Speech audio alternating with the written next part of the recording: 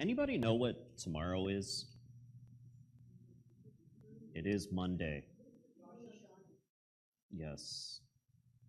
That means that it is the 1-year anniversary of the massacre of hundreds of people in Israel. It also means that this war of revenge against the Palestinian people has been going on for a full year as well. So we've been witnessing an apartheid turn into a genocide all this time. And I have to tell you, this has made preparing for this message a bit difficult for me.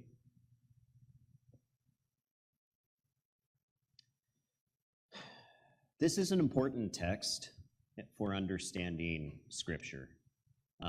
Scripture of the Hebrew Bible, the Old Testament, and also especially the New Testament, because our writers in the Greek New Testament are constantly calling back to this. We talked a few weeks ago about riffing, how our writers riff on the familiar and they riff on what came before to say something new and different. Well, this is a story they riff on a lot, both in the Hebrew Bible and in the New Testament. So it's important that we talk about it.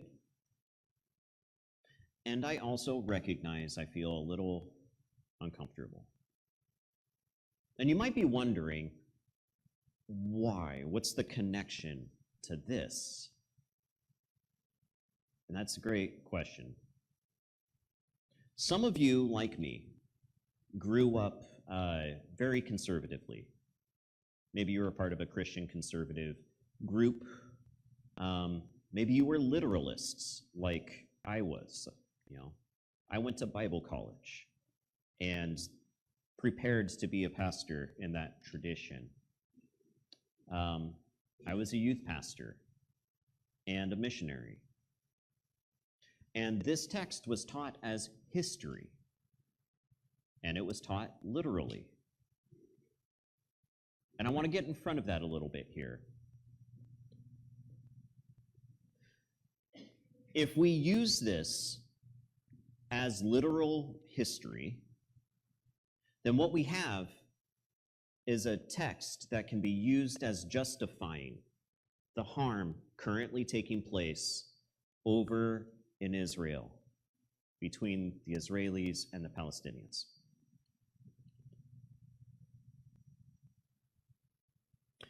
And those who view this text as literal history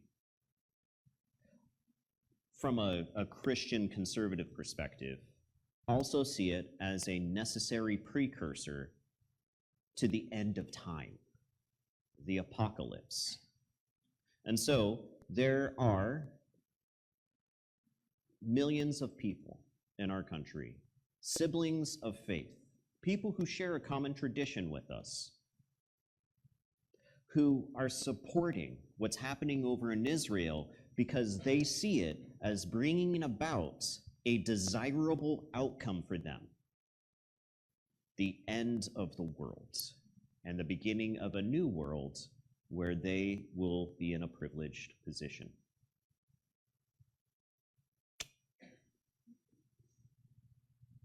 They don't do so, at least most of them don't do so, out of a love for Jewish people or a love for Israelis.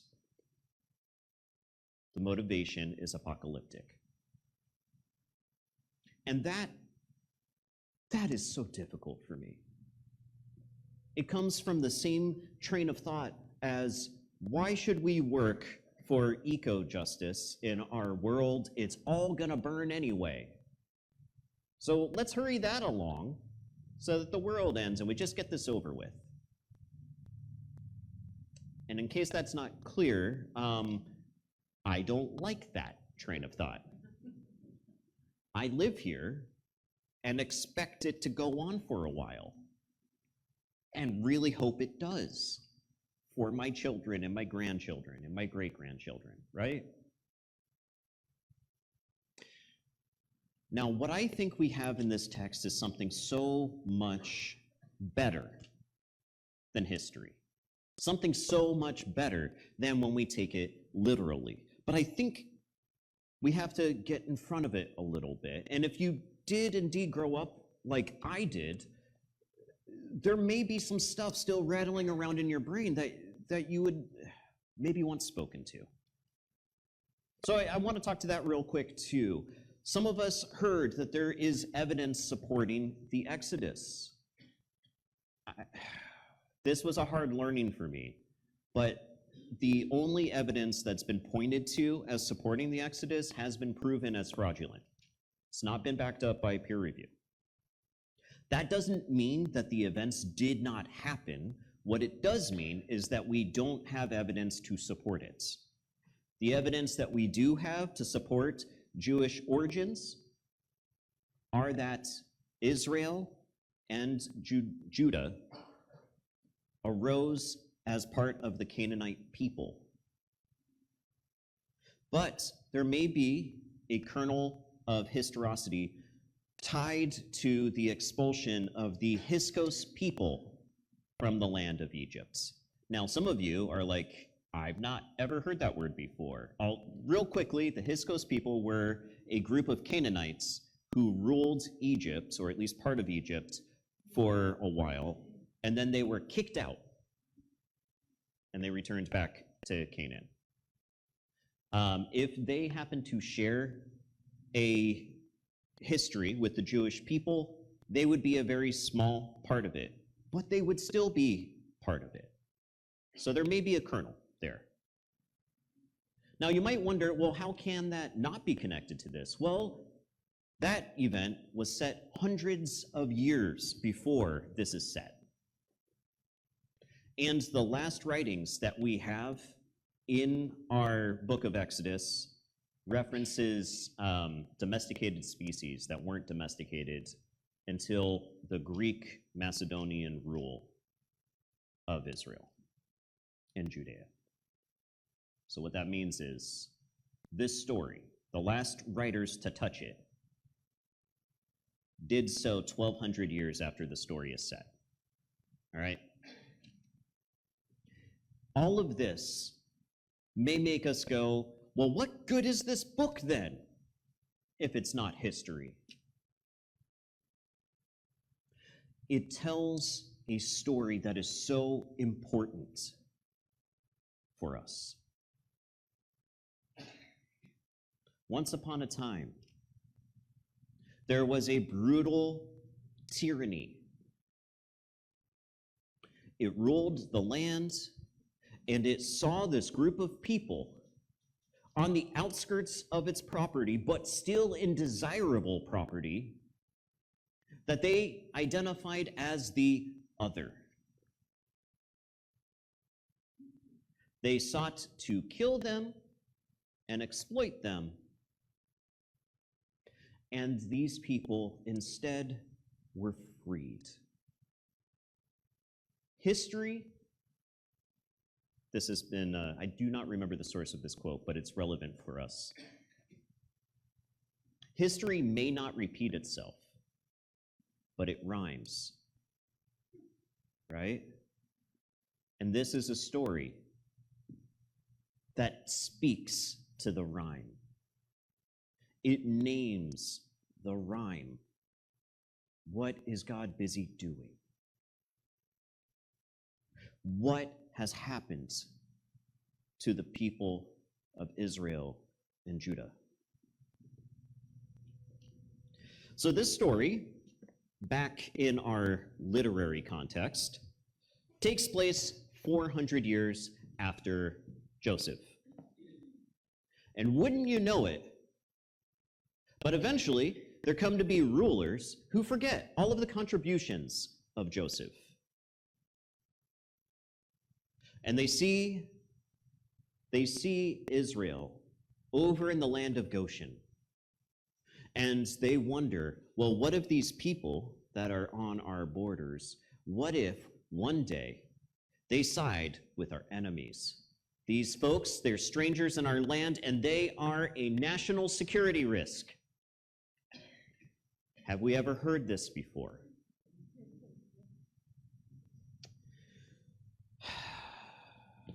So, the Pharaoh sets out to do away with these people. He has them enslaved and works them to the bone. And why does he work them to the bone? In an attempt to exploit them, exploit their labors, but more importantly, to kill them. This is an attempt at extermination. It goes so far as the Pharaoh stating that the children themselves are to be killed. He commissions these midwives to go over when babies are being delivered and just snuff them out, just drown them in the Nile. And yet the people endure. God is with them, not just in the good moments, but in the absolutely horrific and hard moments. And God raises up a leader who most folks wouldn't expect to be a leader. And this leader, named Moses, goes to Pharaoh and says, God wants God's people to be able to go out into the special place and worship God. And Pharaoh says, no. Listen, I know what's going on here. These people are lazy. Pharaoh and the Egyptians look down on these people. Why do we other people? Why do we do that? Ibram Kendi says that when it comes to horrific policies, at least in our nation's history, what comes first is the policy and then later the justification. So the policy is extermination for the sake of national security, but it's all entwined, it's all wrapped up in superiority too. We deserve to live, they don't. Our text tells us that the Egyptian people look down on shepherds. That doesn't quite stand up to scrutiny, because the Egyptians also had shepherds. But in our story, it's important because we're seeing there's a number of ways that the Israelite people are othered and despised and looked down upon, just like we see happen in this country. When we hear folks say, well, don't you know, those people eat cats?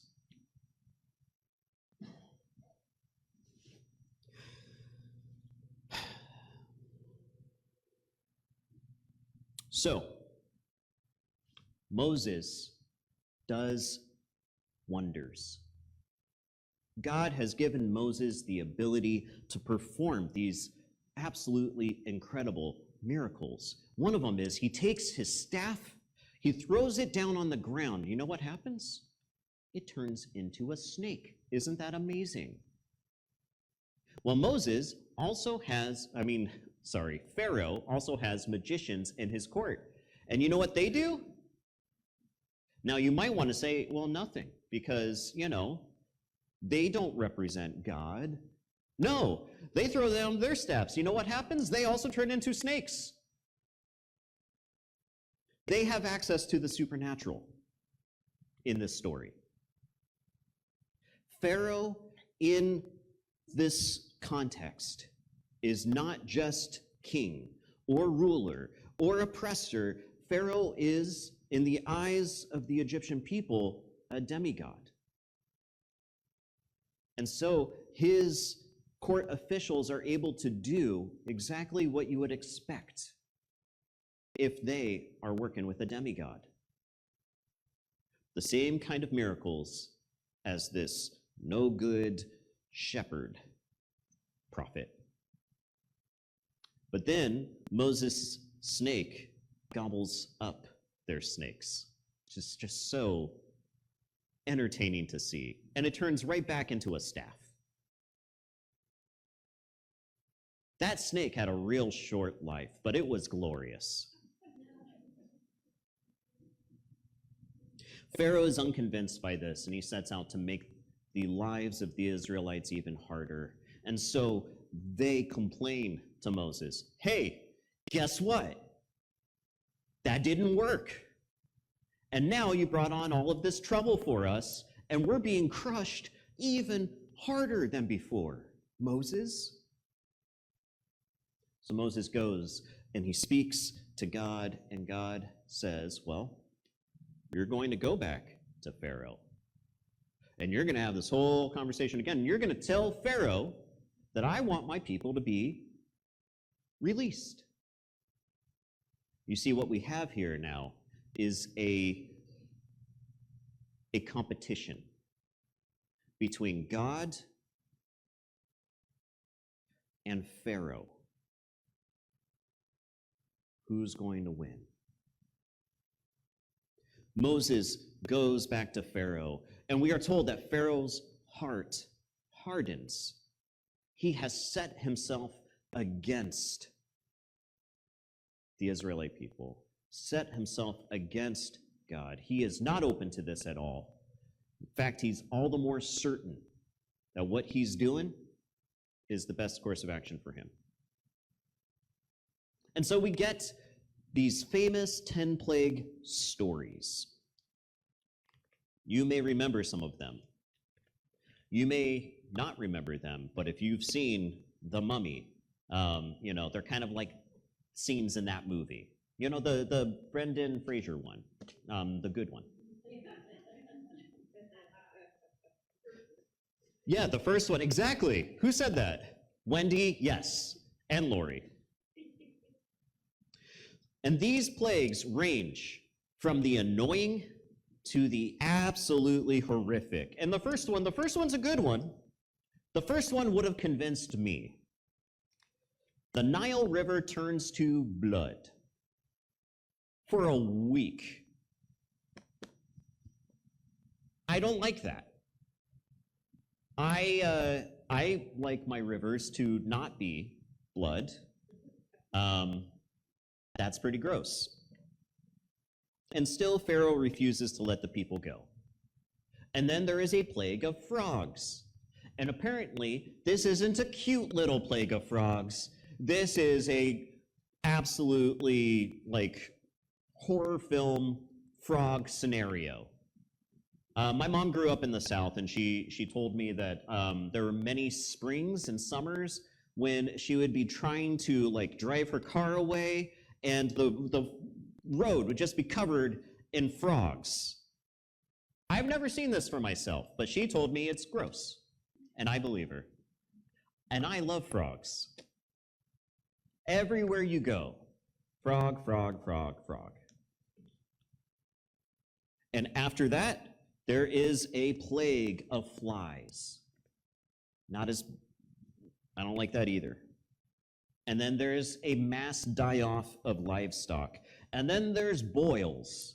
Boils on everybody, all over. And then, and this is something I wish I could see, there is a thunderstorm of hail and fire. That would scare the bejeebas out of me. But I would also really love to see it. What does that even look like? And then there's a plague of locust. And then 3 days of darkness. And after each one of these plagues, Pharaoh's gods, as a demigod, his divine family, either are defeated or they just simply choose not to show up. And still, Pharaoh's heart is hardened, and he will not let the people go. And then we get the worst one. It's number 10. And it's one that is remembered during Passover. The death of the firstborn. The Israelites are instructed to paint their doorposts with blood, so that when the destroyer comes, it passes over them and strikes the Egyptians. Nobody in Egypt, with the exception of the Israelites, are safe. Pharaoh and his family is even affected. And finally, Pharaoh relents. During Passover, by the way, if you happen to practice a Christian Seder in the past, I have. I want to encourage us not to do that. We have the Lord's Supper. This is enough. The modern day Seder is also a bit different than the way Jesus would have participated in it, because the Jewish tradition also has continued to evolve. It doesn't stay static, just like our tradition evolves. But during the Seder meal, they tell the story over and over and over. They keep the memory alive. And they talk about how the food had to be prepared quickly. Why is the bread unleavened? Because we're not even going to take the time to see that bread rise. We need to remember that this food was eaten quickly. And it's a bittersweet meal. They remember the positive part. We are delivered. And they remember the pain that they endured, but also the pain endured by the Egyptian people in the story. Paulo Freire says that the oppressed suffer from oppression, but so do the oppressors.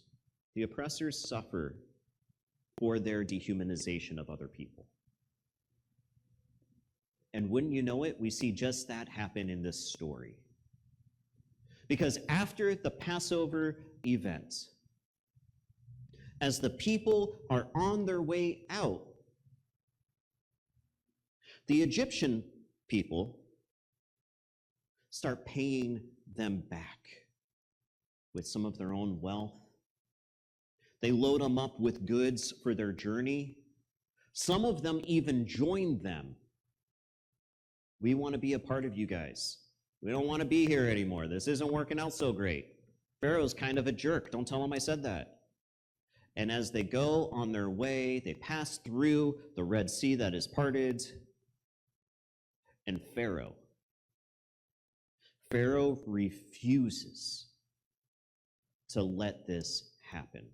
He changes his mind once again. His heart is hardened once again, and he chases after the people with his army. And his cruelty, his arrogance, end up leading to his demise as the sea crashes down on them. This is a story that rhymes. It echoes throughout history, including biblical history.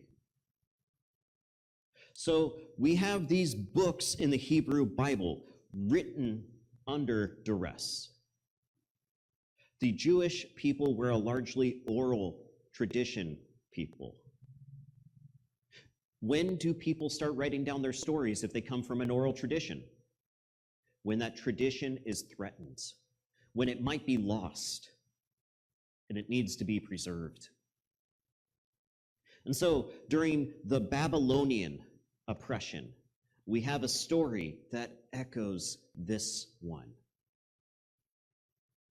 And then we have the Persians, and they come and they liberate the Jewish folks to an extent, because the Jewish people who are allowed to return back to their land after years in wilderness, well, they're still a vassal state. And then we have the Greek Macedonian Empire come in. which is during the time that the last writers would have been touching this story. And this too was almost the extinction of the Jewish people. And you know who came after them? The Romans that we see in the New Testament. And this story continues to be true in the days of the Romans. And then 70 AD comes around, and we have, once again, the near extinction of the Jewish people in the land of Israel, right? And this is just in the time that the Bible's being written. This also continues all the way up till today. Somebody might remember a little thing called World War II, right? The Holocaust.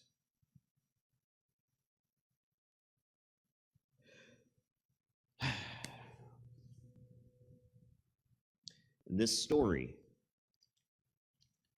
speaks to a truth that not only, I think, our Jewish friends and neighbors and family ought to remember, but that we must remember too. Because their history is not isolated, it's entwined. It is thoroughly entwined with us. Catherine Schifferdecker of Lutheran Seminary says that this story is supposed to be an antidote to toxic nostalgia and cruelty. And you might wonder, what on earth that even means? Well, it means this. It is just too tempting to say, life was better way back when, and forget the cruelty that was taking place, that was hurting people, maybe even hurting ourselves. And we have in the book of Exodus and then in Numbers this refrain that comes over and over again when the people cry out and they say, life was better in Egypt, Moses.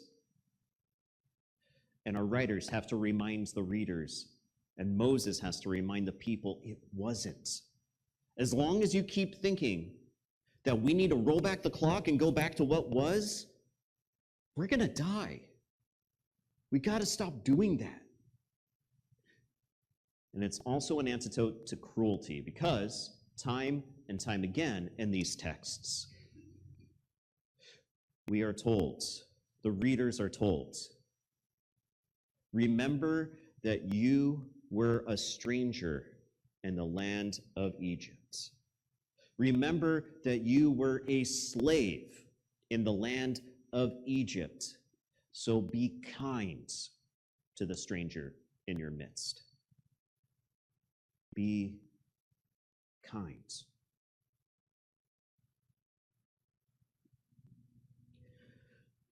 There's no statement about what people's citizenship is like. There's no checking of papers required for kindness. The expectation is just kindness.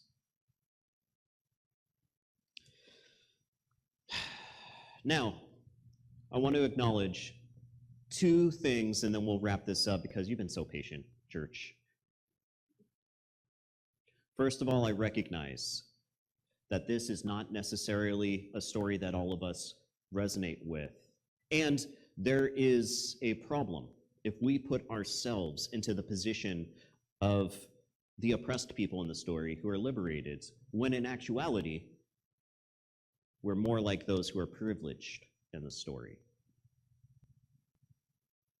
But I do want to point out that we all come from somewhere. And some of us in our history, generations back, we're also strangers in the land.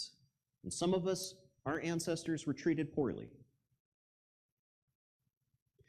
When my father, Joe from Jersey, brings this up, it's often with this, hey, look, we pulled ourselves up by our bootstraps, look how good we've got it now. He misses the point. The point is people were cruel to my grandpa and my great-grandpa. And so maybe we shouldn't do that. Maybe we shouldn't perpetuate cruelty. So we all come from somewhere. And second, we have Egyptians in this story who a lot of us, I think, more closely should be identifying ourselves with. And what do? They offer reparations to the people that they wronged for generations. I've heard so many times that reparations are unbiblical. And yet reparations just keep presenting themselves in the Bible. It's very frustrating. It's almost like there's an actual, real human cost to exploiting people for years and years and years. And maybe we've received some of the benefits from that, and those people should actually have those benefits instead. Not every blessing we experience, we deserve. It doesn't mean we don't deserve any. It doesn't mean we didn't work hard and our grandparents didn't work hard. It does mean that maybe we should do our part to help those who didn't get treated as well as our ancestors. And last, there are Egyptians in this story who choose solidarity with the Israelites, the oppressed people here, instead of continuing their position of privilege. My friends, that's where I see myself. You might not see yourself there, but I do. What's the invitation for us?